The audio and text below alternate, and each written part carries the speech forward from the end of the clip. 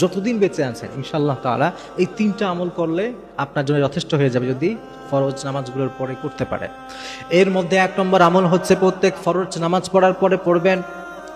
বিশ্বনবী সাল্লাল্লাহু আলাইহি ওয়াসাল্লামের কাছে একবার একজন গরিব সাহাবী এসে বললেন, ইয়া রাসূলুল্লাহ, ইয়া হাবিবাল্লাহ, আমি তো বড় গরিব মানুষ, দান সদাকা করার তৌফিক আমার হয় না, কিন্তু আমার অনেকগুলো ভাই আছে, তারা আমার থেকে অনেক ধনী, তারাও নামাজ পড়ে, আমিও নামাজ পড়ি, তারাও সিয়াম পালন করে, আমিও সিয়াম পালন করি, কিন্তু তারা অনেক বেশি দান করতে পারে, কিন্তু আমি তো অনেক বেশি দান করতে পারি না। আমার নবী বললেন, ও আমার সাহাবী, আমি কি তোমাকে এমন একটা আমল শিখিয়ে দিব না, আমি কি তোমাকে এমন একটা আমলের কথা বলে দিব না, তুমি যদি সেই আমলটা প্রত্যেক ফরজ নামাজের পরে করতে পারো তাহলে তুমিও তাদের মতো অগ্রগামীদের অন্তর্ভুক্ত হতে পারবে। সুবহানাল্লাহ। প্রিয় ভাইরা, সাহাবীরা তো আমলের পাগল ছিলেন, দিনের পাগল ছিলেন, তারা চিন্তা করতেন যে দিনের কিভাবে এগিয়ে থাকা যায়। উনি তো খুশি হয়ে গেলেন, উনি বললেন, ইয়া রাসূলুল্লাহ, অবশ্যই আমাকে আমলটা শিখিয়ে দিন, যে আমল আমি প্রত্যেক ফরজ নামাজের পরে করলে আমিও অনেক বেশি দান করার সওয়াব পাবো। বিশ্বনবী বললেন, প্রত্যেক ফরজ নামাজ পরে তুমি 3 তাসবিহ পড়বে, 33 বার সুবহানাল্লাহ পড়বে, 33 বার আলহামদুলিল্লাহ পড়বে, 34 বার আল্লাহু আকবার পড়বে। যদি এই আমলটা তুমি করতে পারো তাহলে এই আমলটা তোমাকে অগ্রগামী বানিয়ে দিবে। তাহলে 1 নম্বর আমল আমরা পেলাম, প্রত্যেক ফরজ নামাজের পরে 3 তাসবিহ ইনশাআল্লাহ তাআলা আমল করব।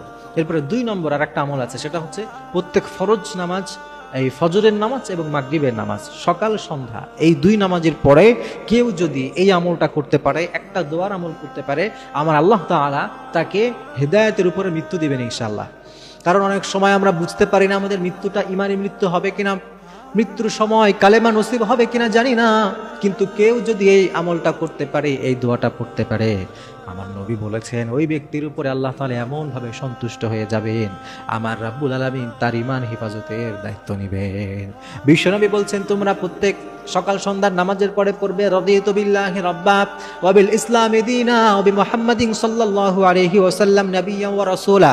আমার নবী শিখালেন তোমরা এই দোয়াটি পড়বে, রাদিতু বিল্লাহি রাব্বা, রব হিসাবে আমি আল্লাহকে পেয়ে খুশি, ওয়া বিল ইসলামি দীনা, ধর্ম হিসাবে আমি ইসলামকে পেয়ে খুশি, ওয়া বিমুহাম্মাদিন নাবিয়্যা, নবী হিসাবে আমি নবী মুহাম্মদ সাল্লাল্লাহু আলাইহি ওয়াসাল্লামকে পেয়ে সন্তুষ্ট। কি অসাধারণ না দোয়াটা!